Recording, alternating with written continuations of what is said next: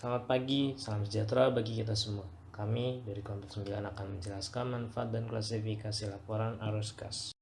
Kelompok 9 beranggotakan Josin Sitinjak 20 10 10 40 08, lalu Martania Dwi Apsari 20 10 10 40 51, dan Ristiananda Yulia 20 10 10 41 47. Laporan arus kas, kegunaan dan format. Laporan keuangan, laporan laba rugi, dan laporan saldo laba menyediakan informasi terbatas mengenai arus kas suatu perusahaan atau kas masuk dan kas keluar. Sebagai contoh, laporan posisi keuangan komparatif menunjukkan penambahan pada properti pabrik dan peralatan pada tahun yang bersangkutan. Tapi laporan posisi keuangan tidak menunjukkan bagaimana pendanaan atau pembayaran tersebut. Laporan laba rugi menunjukkan laba rugi neto, namun tidak menunjukkan berapa besaran kas yang dihasilkan dari suatu aktivitas. Laporan saldo laba menunjukkan dividen kas yang diumumkan, tapi bukan kas dividen yang dibayarkan pada periode bersangkutan. Tidak satu pun dari laporan tersebut menggambarkan ringkasan secara detail mengenai sumber kas diperoleh dan penggunaannya. Manfaat laporan arus kas. 1. Memberikan informasi yang memungkinkan para pengguna untuk mengevaluasi perubahan dalam aset bersih entitas, struktur keuangan, dan kemampuan mempengaruhi jumlah serta waktu arus kas dalam rangka penyesuaian terhadap keadaan dan peluang yang berubah. 2. Menilai entitas dalam menghasilkan kas dan memungkinkan para pengguna mengembangkan model untuk menilai dan membandingkan nilai sekarang dari arus kas masa depan dari berbagai entitas. 3. Meningkatkan daya banding laporan kinerja operasi berbagai entitas. Kegunaan laporan arus kas. Laporan arus kas atau statement of cash flow menyajikan penerimaan kas, pengeluaran kas, dan saldo kas neto yang dihasilkan dari aktivitas operasi, investasi, dan pendapatan pada suatu periode tertentu. Informasi pada laporan arus kas dapat membantu investor, kreditor, dan pihak lainnya untuk menilai 1. Kemampuan entitas untuk menghasilkan kas yang ada di masa yang akan datang. 2. Kemampuan entitas untuk membayar dividen dan melunasi kewajiban. 3. Adanya perbedaan antara laba neto dengan kas neto yang tersedia atau dapat digunakan untuk aktivitas operasi. 4. Aktivitas investasi dan pendanaan kas pada periode tertentu. Klasifikasi laporan arus kas. Laporan arus kas mengklasifikasikan penerimaan dan pengeluaran kas sebagai aktivitas operasi, investasi, dan pendanaan, karakteristik jenis transaksi, dan kejadian lainnya untuk setiap aktivitas adalah sebagai berikut. Yang pertama yaitu aktivitas operasi, meliputi perubahan kas yang terpengaruhi transaksi yang menghasilkan pendapatan dan beban. Transaksi demikian termasuk dalam kategori laba neto. Yang kedua yaitu aktivitas investasi, meliputi A. Perolehan dan pelepasan investasi dan tanah, bangunan, dan peralatan, serta B. Meminjamkan uang dan menagih pinjaman. Dan yang ketiga yaitu aktivitas pendanaan, yang meliputi A. Perolehan kas dari pinjaman dan pembayaran utang, dan B. Perolehan kas dari para pemegang saham, pembelian kembali saham, dan pembayaran dividen. Untuk selanjutnya, yaitu merupakan daftar penerimaan dan pengeluaran kas pada umumnya untuk setiap aktivitas. Mari kita pelajari bersama. Daftar tersebut akan bermanfaat dalam mengerjakan soal latihan dan kasus.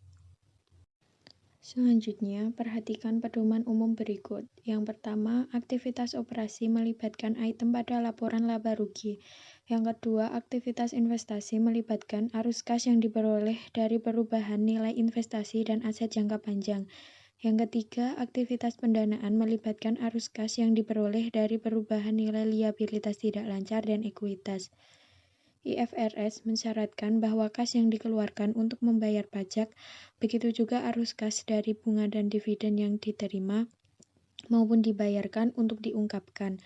Kategori atau operasional, investasi, dan pendanaan dari masing-masing transaksi dikelompokkan, harus diungkapkan pula. Selanjutnya, aktivitas non-kas yang signifikan. Tidak semua aktivitas signifikan perusahaan melibatkan kas. Contohnya adalah sebagai berikut. Yang pertama, pembelian aset dengan menggunakan saham biasa. Yang kedua, perubahan bentuk dari obligasi menjadi saham biasa. Yang ketiga, pembelian aset dengan mekanisme utang. Yang keempat, pertukaran aset pabrik. Perusahaan tidak melaporkan dalam laporan arus kas atas aktivitas signifikan dan aktivitas investasi yang tidak memengaruhi kas. Sebagai gantinya, mereka melaporkan aktivitas tersebut dalam catatan tersendiri atau laporan pendukung atas laporan keuangan. Format laporan arus kas. Laporan arus kas secara sederhana hanya terdiri dari 3 komponen utama, yaitu yang pertama, kas dari aktivitas operasional, yang kedua, kas dari aktivitas investasi, dan yang ketiga, kas dari aktivitas pendanaan. Format ini juga merupakan format standar dalam pelaporan arus kas di banyak perusahaan. Yang pertama, header. Sama seperti format laporan keuangan lain, header adalah kop untuk laporan arus kas UKM atau startup. Format standarnya berisi nama UKM atau startup, jenis usaha, judul laporan, dan periode laporan. Yang kedua yaitu isi laporan. Secara garis besar, komponen utama dari isi laporan arus kas adalah 3 aktivitas kas, yakni aktivitas operasional, aktivitas investasi, dan aktivitas pendanaan.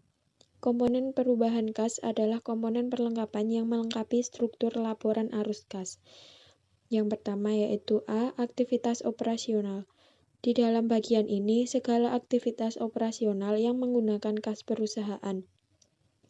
Contoh kegiatan operasional tersebut berupa penerimaan laba atau rugi usaha, pencatatan piutang usaha dari pelanggan, pencatatan utang usaha pada supplier, dan lain-lain.